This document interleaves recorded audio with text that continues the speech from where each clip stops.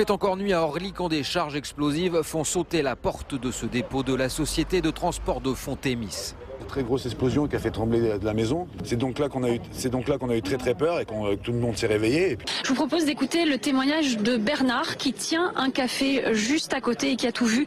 Écoutez-le, il est au micro de Pierre-Antoine Durand. J'ouvre à 5h30 le matin et vers 6h24 j'ai entendu une première grosse explosion. Et ensuite, j'ai vu un véhicule, une personne qui descendait vivement, qui était de l'autre côté du trottoir. Je pensais que c'était, parce qu'il y avait un gyrophare, je pensais que c'était un policier. Donc j'ai attendu un peu, ça a crié un peu de partout. Donc après, j'ai voulu sortir voir.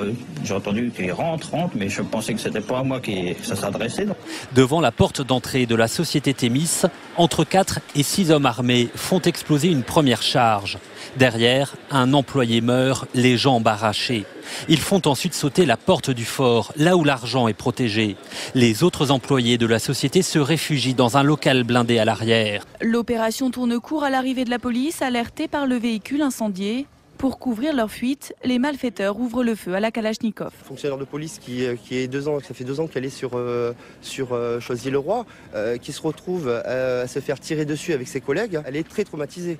Je suis tombé sur un nez avec une personne qui était très grande, hyper costaud, qui m'a dit tu rentres ou je te bute la première fois. Et bon là je me suis retrouvé figé, je savais plus quoi faire quoi. Donc je savais plus si je devais avancer, reculer.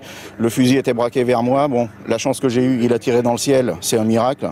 Plusieurs employés de la société de fonds étaient présents ce matin lors du braquage. Nous avons mis en place une cellule psychologique pour l'ensemble du personnel, donc, qui sont à l'heure actuelle en partie déjà reçus par des psychologues aguerris à ce genre de situation. Pour couvrir leur fuite, les malfaiteurs prennent alors un otage qu'ils libèrent quelques kilomètres plus loin.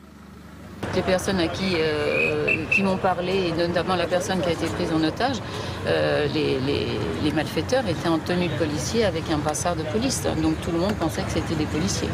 Une dizaine d'hommes déguisés en faux policiers, lourdement armés. On parle déjà de grand banditisme.